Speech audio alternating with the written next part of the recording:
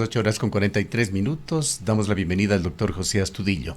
Él es diácono de la Iglesia Católica, es también docente investigador de la Universidad de Cuenca en áreas de metodologías participativas, ética, buen vivir. Doctor Astudillo, quisiéramos ante todo iniciar este diálogo hablando sobre Monseñor Cabrera. ¿Qué importancia? ¿Qué significado tiene el hecho de que haya sido incluido en el cuerpo de cardenales de la Iglesia Católica por una decisión del Papa Francisco? Muchísimas gracias, Gustavo, por la entrevista. Un saludo a todas las quienes nos siguen en Radio Video Antena 1. Eh, en realidad, para la Iglesia Católica y para el Ecuador, muy en especial, es de una alegría grande que Monseñor Luis Gerardo Cabrera haya sido incluido en el cuerpo generalicio pues en el cuerpo cardenalicio del Vaticano, tomando en cuenta que los cardenales son quienes elegirán al nuevo Papa, por un lado, y por otro lado, que en la estructura de la Iglesia Católica, tener a un miembro en la jerarquía es tener también alguien que piense de manera diferente. Lo que ha hecho el Papa Francisco al elegir estos 21 nuevos cardenales en el mundo es ampliar efectivamente la eh, geografía de la iglesia, y no solamente de la iglesia en términos de evangelización, que ya está ampliada, pero también ampliar el nivel de participación. Es allí cuando el Papa Francisco, al nombrar a los cardenales, ha expresado que esta designación tiene que ver con el carácter de universalidad de la Iglesia, y también en esa universalidad de la Iglesia recuperar la participación de las diferentes periferias del mundo en el Vaticano, para que tengan una voz en la Iglesia. Pues nosotros bien sabemos que en el mundo existe en esta idea de centro-periferia. Quienes están en el centro son los incluidos y son los que de alguna manera llevan las riendas, llevan el poder y toman las decisiones. Quienes están en el centro y quienes están en la periferia son designados para ciertas tareas, pero no tienen una voz fundamental en la marcha de los procesos de las instituciones. Además, me encanta que el Papa hable de centro y periferia. Hay que considerar que este concepto es un concepto muy interesante tomado de algunos intelectuales como Immanuel Wallerstein, que más allá de jerarquizar el mundo en países de primero, segundo y tercer mundo, habla de centro y periferia. Centro y periferia. En el centro, quienes están privilegiadamente, en el centro, quienes manejan el poder, quienes toman las decisiones, y en la periferia, los excluidos. Así se entiende sociológicamente el concepto. Si pasamos este concepto también a la iglesia, digamos que las iglesias en el mundo también, algunas pues solamente son designadas o tienen la característica de obedecer órdenes del centro, que es el Vaticano. Y tener cardenales de diferentes geografías y tener cardenales además diversos, ¿sí? De diferentes también misiones y posiciones frente a la vida, hace que el Vaticano comience a tener desde ya una nueva estructura. En esta mañana le estuve escuchando el discurso de Monseñor Carlos Castillo, cardenal elegido también por el Perú. Y en su discurso como cardenal, eh, Monseñor Carlos Castillo es muy claro en apuntar que hay que saber gobernar. Y ha dicho también que lo que va a sacar al Perú, y pues lo que es importante en los diferentes países, es la educación. Y se ha referido que desde la historia los gamonales le tienen miedo a la educación, porque la educación libera a la gente. Incluso se ha referido de que la iglesia necesita de una reforma educativa, que la iglesia necesita educar de manera diferente a su feligresía. Comenta Monseñor Castillo para que algunos sacerdotes no se crean gamonales solamente haciendo arrodillar a los fieles y haciendo una educación de preguntas y respuestas que aniña a la comunidad, que aniña a las personas. Monseñor Castillo comenta que la realidad es compleja y hace un llamado de atención también a la forma de gobierno que debe tener un carácter profundo de participación en la democracia. Quizá Entonces, para Gustavo, entender, doctor Astudillo, en su contexto, cuál es la posición de Monseñor Cabrera, qué significado tiene esta decisión papal. Explíquenos cómo está conformado el cuerpo de cardenales, cuántos cardenales lo conforman, qué distribución aproximada tiene en el mundo, aunque el detalle que realmente nos interesa dilucidar es la presencia latinoamericana allí, pues se integra a un grupo de cardenales que se ha dicho también en el mensaje de la Iglesia, serán 12 los nuevos cardenales latinoamericanos que han sido nombrados unos, otros serán nombrados por el Papa. Recordamos también que en la época de Monseñor Luis Alberto Luna Tovar, la Iglesia latinoamericana pasó por una etapa en la cual fue sumamente visible, sumamente activa y decisiva en diversas decisiones que se habían tomando en la línea de la Iglesia a nivel internacional, con la profusión que tuvo entonces la teología de la liberación, de las comunidades eclesiales de base. Cuéntenos, ¿cómo se encuentra esta situación? Y hablaremos también luego de las perspectivas a futuro. bien, primero la perspectiva de que Monseñor Luis Gerardo Cabrera haya sido nombrado como cardenal para la Iglesia Católica. Y aquí solamente recordar a la feligresía, y no solamente a la feligresía, quienes conocimos a Monseñor Luis Gerardo Cabrera, pudimos ver su perfil importante que tenía en la Iglesia de Cuenca. Yo recuerdo que la primera cosa que hizo Monseñor Luis Gerardo Cabrera cuando llegó a Cuenca, en una invitación que tuvo a bien hacerme, me pidió que conformara un grupo donde se reflexionara de manera ecuménica. En Cuenca estábamos acostumbrados a pensar que la Iglesia Católica es la que tiene la verdad y que todos los demás son pues quienes están equivocados. Sí, hay un dicho que suelen decir de los cuencanos, que no solamente son católicos, apostólicos y romanos, sino católicos, apostólicos, romanos y cuencanos, ¿sí? Pensando que la Iglesia Católica es la que tiene toda la verdad. Monseñor Luis Gerardo Cabrera estableció dentro de la iglesia y me responsabilizó que cumpliera esa tarea y de esa manera pues hemos convocado a varias iglesias. Tenemos un movimiento que se llama Iglesias Hermanas en Cristo.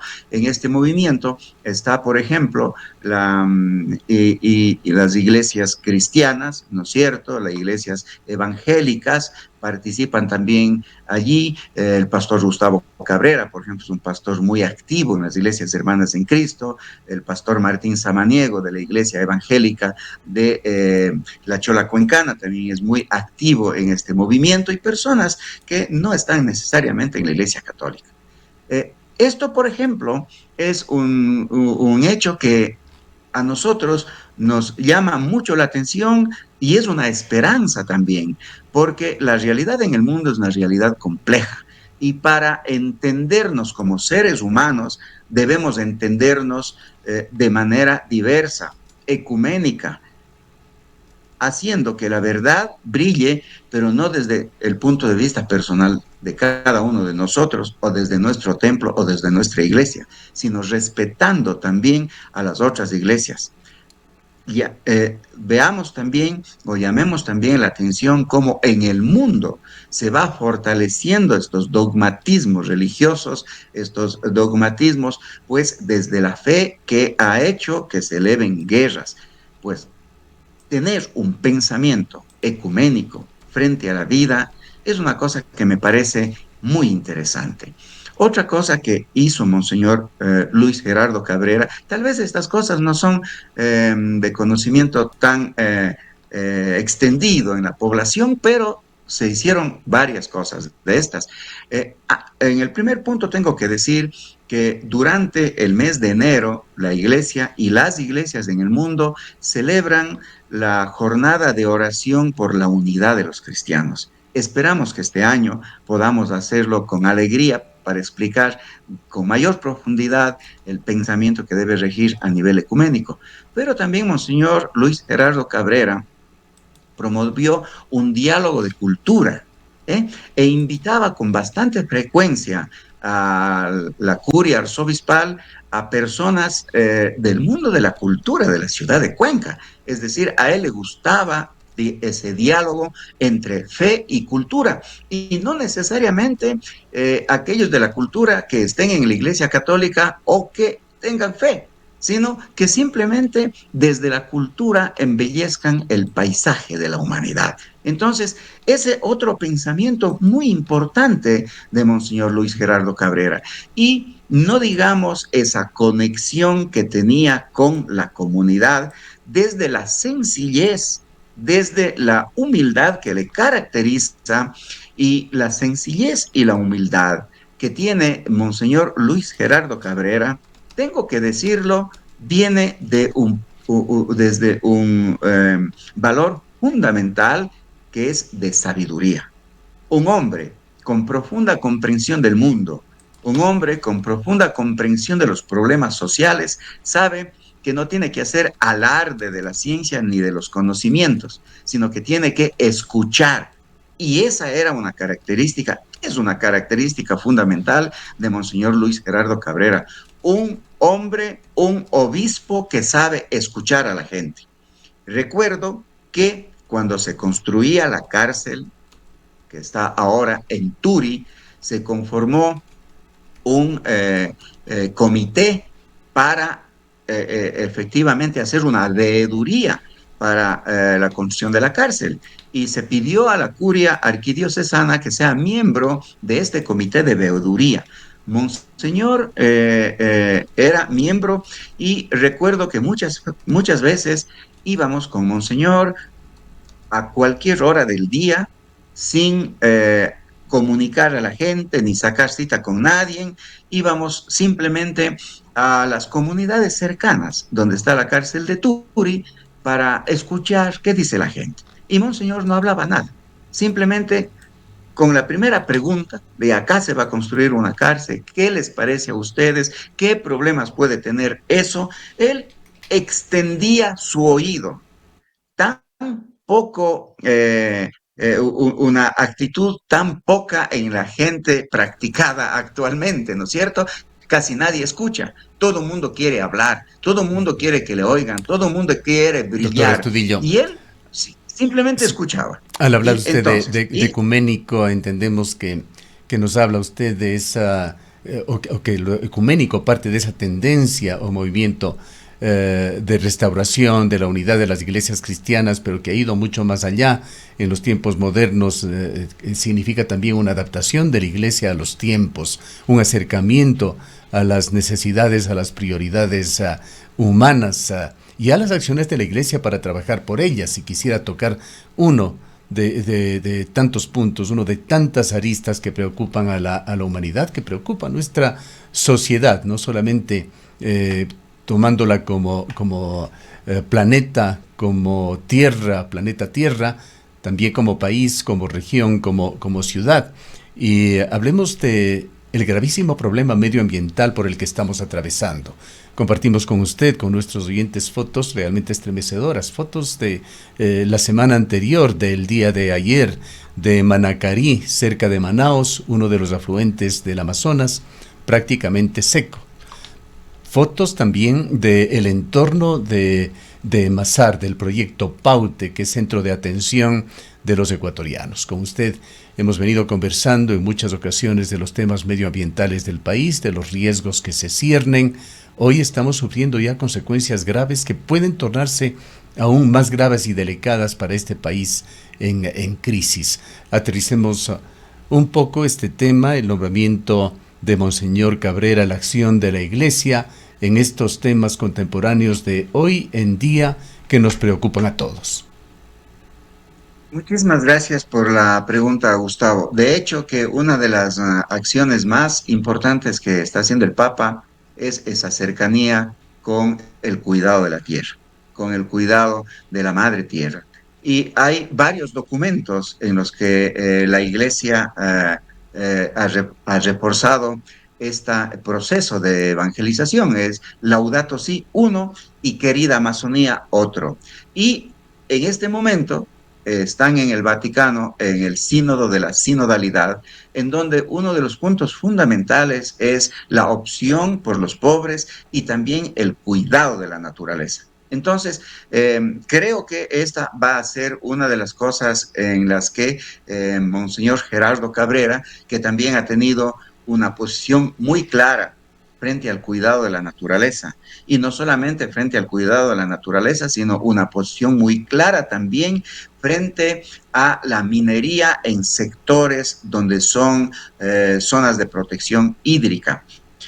La conferencia episcopal y Monseñor Luis Gerardo Cabrera ha sido muy insistente en que se hagan no solamente los estudios debidos para la implementación de la minería, sino que hay lugares donde en realidad no se debe hacer minería. De hecho, la conferencia episcopal, Monseñor Luis Gerardo Cabrera, puso un amicus curiae cuando había que detener pues la minería en Quimsacocha, porque es una zona de recarga hídrica por un lado y por otro lado también en esa zona la minera no hizo el proceso de consulta previa, libre e informada como se debe hacer en los pueblos ancestrales. Entonces allí, por ejemplo, hay una línea muy clara de defensa de la ecología.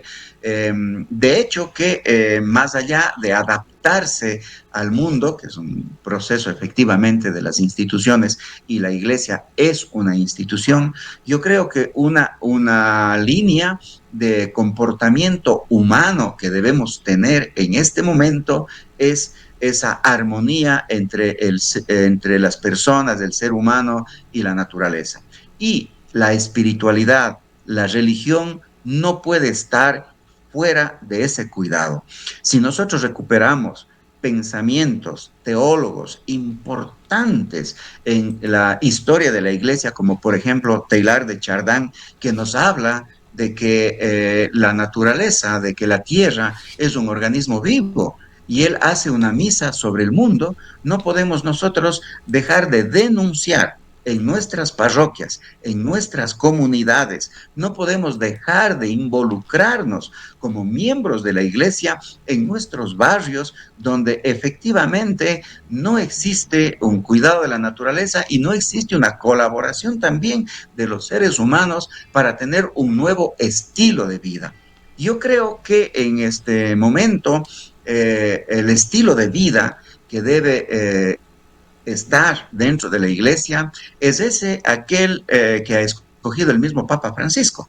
El Papa Francisco ha escogido ese nombre de San Francisco de Asís, porque San Francisco de Asís es un santo que dice que todos somos hermanos, hermano sol, hermana luna, hermano río, hermana tierra.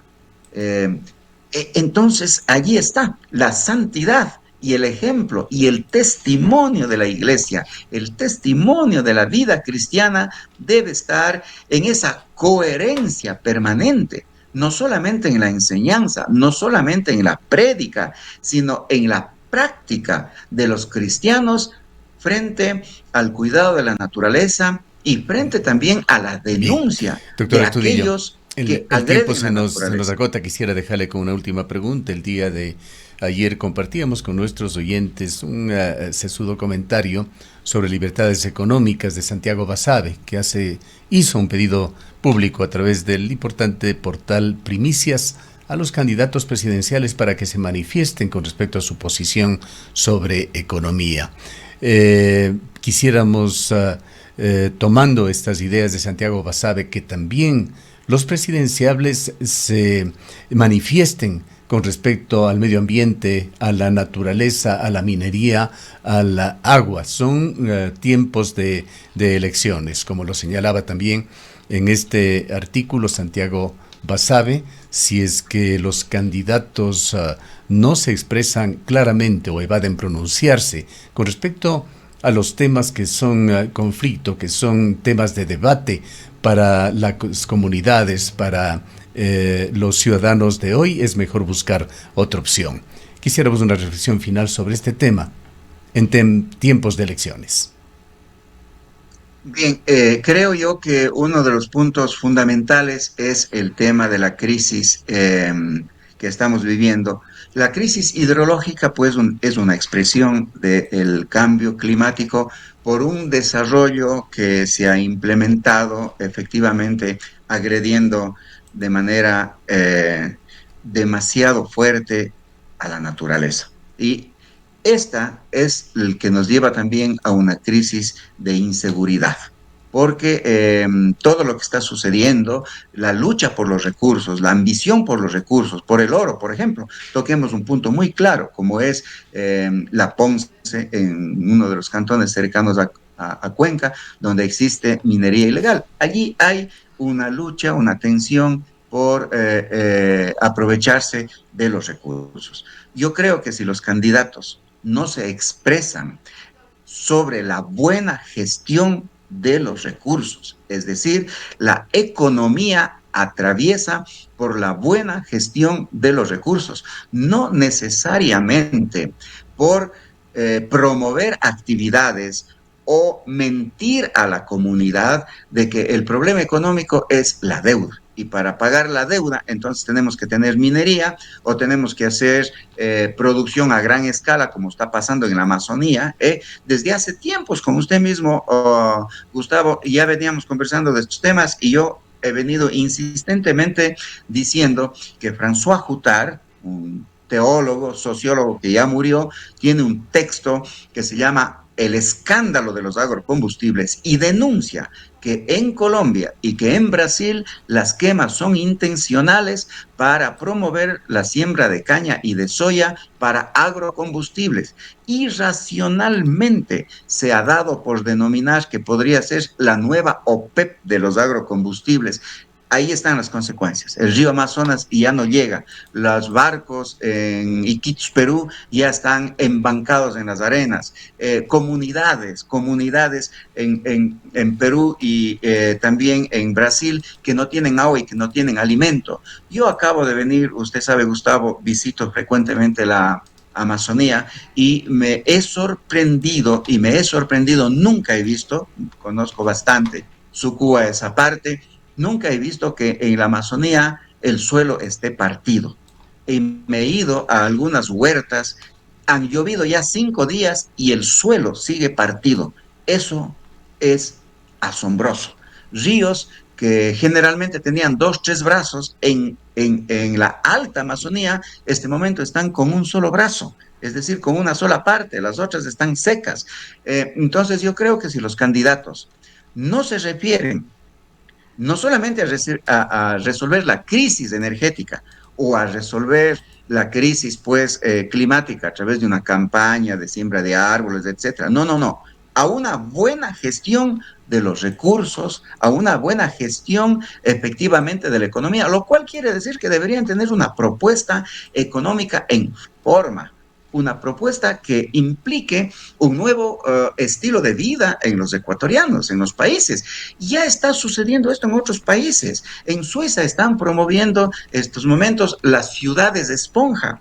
Están haciendo que las ciudades tengan un carácter fundamental de reforestación, de árboles. Hay temas como, por ejemplo, el consumo de agua. No se puede consumir el agua indistintamente, tiene un costo elevado, tiene que ser un consumo muy poco. Es decir, tiene que haber propuestas políticas muy claras de la gestión de los recursos, de todos los recursos económicos, los recursos hídricos, el petróleo, el oro. Por ejemplo, allí hay que ver qué dicen los candidatos frente a la minería. Cuando vengan acá a los hoy, hay que preguntarles a los candidatos qué opinan de la minería en los lugares donde existe protecciones de fuentes hídricas. ¿Qué opinan los candidatos de que se nos vacíe nuestros humedales tan delicados como son en el Cajas? Si algún candidato viene con el tema de la minería responsable y que no va a pasar nada si hay minería en Quimsacocha o en Río Blanco, no está entendiendo para nada lo que es la gestión de los recursos naturales. O la contaminación que está sufriendo ahorita el río Santa Bárbara. Es una cosa espantosa en el Sixi y no pasa nada, no hay autoridades que digan algo sobre ese pecado ecológico. Pongamos en lo que nos ha convocado Gustavo esta mañana, hablar sobre los cardenales y hablar sobre el futuro pues de la iglesia y la implicación que tienen los cardenales en la iglesia y en la sociedad. El Papa Francisco en la reunión que tuvo hace algunos meses en la Amazonía y tiene un documento que se llama Querida Amazonía, ya elevó pues la agresión a la naturaleza que se considere en pecado ecológico. Es decir, que agredir, matar, asesinar a una persona es un pecado, quitar la vida a alguien también debería ser considerado un pecado, moralmente un pecado, aquel que agrede la naturaleza, contamina el río Santa Bárbara como si no pasara nada, dejando a esas poblaciones en la indefensión, aquellos que riegan, por ejemplo, con el río o Sí. a toda Este la tema vida que del existe río en el Santa río, los Bárbara y el peces, Sixi etc. constituye una verdadera tragedia anunciada. Las denuncias también han venido desde el Sixi, las hemos transmitido, lo han hecho muchos medios de comunicación, y esa especie de anomia, esa inmovilidad de las autoridades sigue presente. A vista y paciencia hay una enorme ausencia del Estado en lo que está sucediendo allá. Gracias, doctora Astudillo, por habernos acompañado. Muchísimas gracias, Gustavo. Gracias a Antena 1. El doctor José Astudillo es diácono de la Iglesia de Cuenca y es profesor de la Universidad de Cuenca.